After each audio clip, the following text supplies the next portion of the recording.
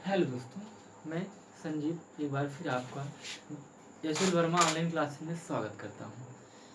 तो जैसा आप लोग देख रहे होंगे ये पार्ट नंबर 7 है, हाई स्कूल केमिस्ट्री। तो आप लोग आशा करते हैं इसके पहले वाली वीडियो में हम लोग पढ़े थे ऊष्माक्षेपी ऊष्माशोषी द्विविस्थापन अपक्रिया, और इसमें हम कुछ एनसीईआरटी के पाठ्यनिहित क्वेश्चन हैं जो ऑब्जेक्टिव टाइप के हैं, उनके बारे में थोड़ा सा हम उसके बारे में थोड़ा सा हम बताएंगे। जैसे कि आप लोग लगभग पढ़ चुके हो, चैप्टर लगभग एंड हो गया है। तो इसमें हम देखते हैं, कह रहा है निम्न कौन सा भौतिक परिवर्तन नहीं है। तो जो टॉपिक में आप लोग पढ़े हो उसका ये क्वेश्चन है, समझिए आप लोग इसको बताना। तो कह रहा है जल का वाष्प में बदलना, बर्फ का पिघलना, जल में लवण घुलना, एलपीजी का दहन।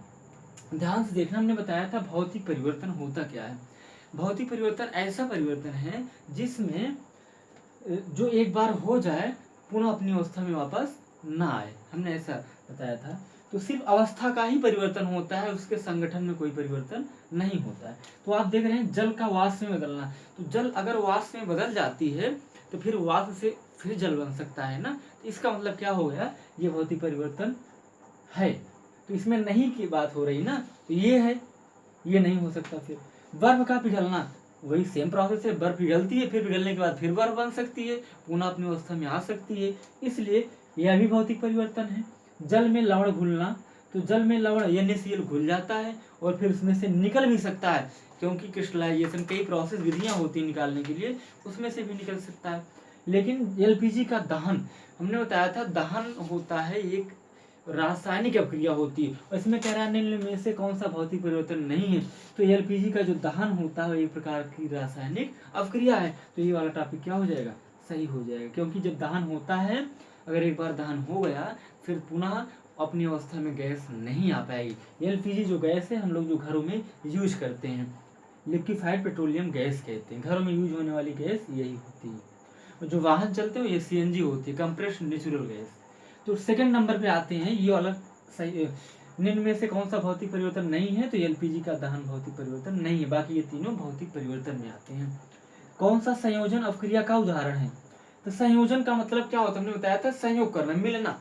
तो जिसमें इस साइड का अभिकारक होता है और इस साइड का उत्पाद होता है, प्रोडक्ट जिसे कहते हैं, रिएक्टेंट और प्रोडक्ट। तो आप देखेंगे हमने बताया था वीडियो में, जो रासायनिक अभिक्रिया में प्रकार में संयोजन अभिक्रिया में दो अभिकारक, दो यौगिक संयोग करके किसी एक प्रोडक्ट का निर्माण करते हैं, उसे हम कहते हैं। और उस प्रोडक्ट में कोई बाई प्रोडक्ट नहीं बनता है, सह उत्पाद नहीं बनता, ऐसा हमने बताया था। जैसे इसमें एक देखिए पोटेशियम क्लोराइड जो है, ये उष्मा की उपस्थिति में क्रिया करके पोटेशियम क्लोराइड और ऑक्सीजन, इसमें दो प्रोडक्ट बन गए। ये तो मेन प्रोडक्ट हो गए, ये सह प्रोडक्ट, इसके साथ बनने वाला प्रोडक्ट। तो ये नहीं हो सकता, हमने बताया था कि संयोजन अभिक्रिया में सह प्रोडक्ट नहीं बनता, सिर्फ एक ही उत्पाद होगा। तो ऐसा इसमें भी देखिए दो मिल रहा है आपको, ये भी नहीं हो सकता, ये भी नहीं होता सकता, सिंपल। सिर्फ ये इसमें भी एक प्रोडक्ट दिख रहा है, इसमें मेन प्रोडक्ट होना चाहिए बस, दो और तीन, मतलब दो नहीं होना चाहिए। जैसे एक ये हो गया प्लस लगा के आयरन हो गया, ऐसा नहीं होना चाहिए, सिर्फ एक ही प्रोडक्ट। और बाएं साइड दो यौगिक होने चाहिए, एक ही एक ही एक ही एक ही। तो कहने का मतलब ये दोनों संयोग कर रहा है और एक ही प्रोडक्ट बना रहा है, इसके साथ कुछ नहीं निकल रहा है साइड में। तो यही जो हो गई, ये दोनों बी और सी।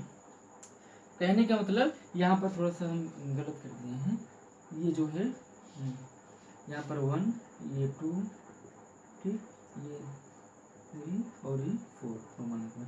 तो यहाँ पर देखेंगे हम सेकंड और थर्ड, सेकंड और थर्ड कौन सा, ये है नंबर डी वाला ऑप्शन, सेकंड और थर्ड जो है सही होगा, संयोजन अभिक्रिया।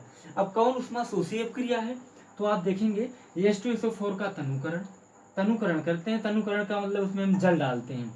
तो जब ये बताइए H2SO4 जो होता है वो तनुकरण का मतलब डाइल्यूट होता है। अगर कोई उत्तेजित अवस्था में है, जैसे तेजाब होती है, H2SO4 तेजाब है, तो तेजाब इतनी ज्वलनशील होती है, अगर आप उसमें कुछ डालते हैं, उंगली डालते हैं तो जल जाएगी, तो ज्वलनशील होती है। अगर आप इसमें तनुकरण कब होता है, इसमें पानी डालते हैं, पानी डालेंगे तो इसमें से क्या होगी, थोड़ा सा विस्फोट टाइप का होगा, उसमें से उष्मा निकलेगी। जब उष्मा निकलेगी, उष्मा निकलना जो होता है उष्मा शोषी नहीं होता, उष्मा छेपी होता है, तो ये नहीं हो सकता है।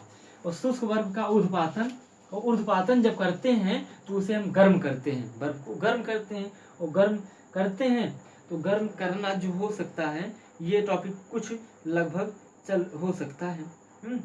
ये टॉपिक हो सकता है। गर्म करने के लिए हमें भाप की आवश्यकता होगी, उष्मा की आवश्यकता होगी, तो उष्मा का शोषण होना चाहिए, उष्मा लगेगी, अब लगेगी तो उष्मा शोषी होगी, ये वाला है टॉपिक। अब जलवाष्प का संघनन, तो संघनन अगर होगा तो संघनन की बात हम करते हैं।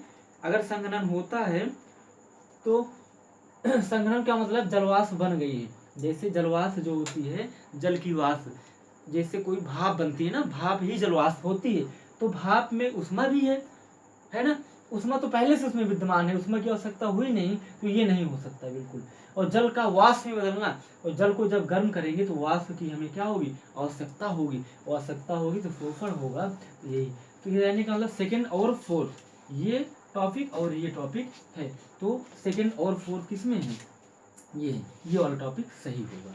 ठीक, अब द्विविस्थापन अपक्रिया की बात करते हैं। तो अभी जस्ट वीडियो में इसके पहले हमने बताया था कि द्विविस्थापन अपक्रिया जो होती है वो बताए थे कि प्लस और माइनस दो यौगिक ऐसे हों जिसका एक प्लस एक माइनस से ऐड हो जाए और उसका प्लस उसके माइनस से। तो ऐसा किसमें हो रहा है, सिर्फ ये वाली एग्जाम्पल भी हमने बताया था, तो ये वाली अपक्रियाएं हैं। ये तो देखिए योगात्मक अपक्रिया डायरेक्ट ऐड हो जा रही है, ठीक, और ये जो है ये तो विस्थापन अपक्रिया है, ये वाला इसका स्थान ले रहा है, उसको निकाल दे रहा है, यहाँ पर आप देख रहे हैं। ठीक, ये C4 ना होकर कॉपर होना चाहिए, Cu। यहाँ पर देखेंगे मेथेन, ये यहाँ पर ये जो अपक्रिया है लगभग ये योगात्मक अपक्रिया ये भी नहीं हो सकती, ये तो एक सिंपल एडिशन अपक्रियाएं हैं। ठीक, दहन हो रहा है इसका भी। तो ये चार टॉपिक बड़े इंपॉर्टेंट है। और इसमें एक टॉपिक और आता है, उसको हम थोड़ा सा अलग से बताएंगे, विकृत गंधिका। ठीक, ये बड़ा इंपॉर्टेंट टॉपिक है, थोड़ा सा वैसे हम लोग चर्चा करेंगे, उसके बाद ये चैप्टर फिनिश होता है। और आप लोग बढ़िया से पढ़िए, नोट्स बनाइए। ठीक, ये बढ़िया टॉपिक है, विकृत गंधिका, विकृत गंधिका, विकृत गंधिका।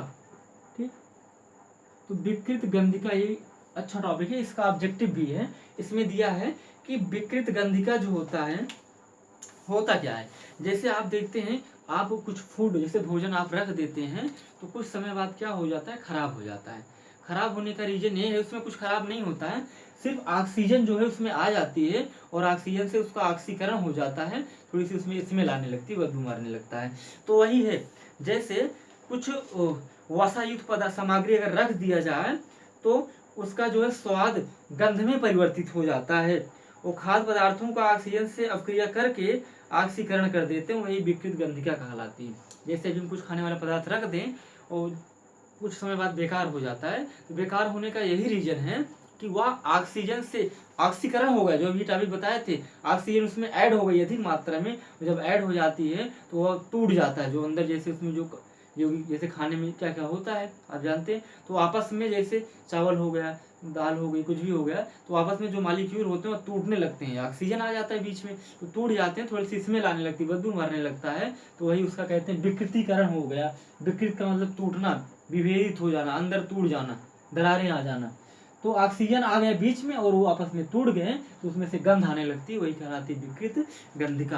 तो आप लिखना चाहते हैं इसका, तो वसायुक्त सामग्री खराब होने लगती है तथा स्वाद व गंध में परिवर्तित होने लगता है। और क्या कहते हैं, खाद्य पदार्थों का ऑक्सीजन से अपक्रिया करके ऑक्सीकरण कर देना विकृत गंधिका कहलाता है। तो आप लोग अगर लिखना चाहते हैं, थोड़ा लंबा टॉपिक है, उसको आप लिख सकते हैं।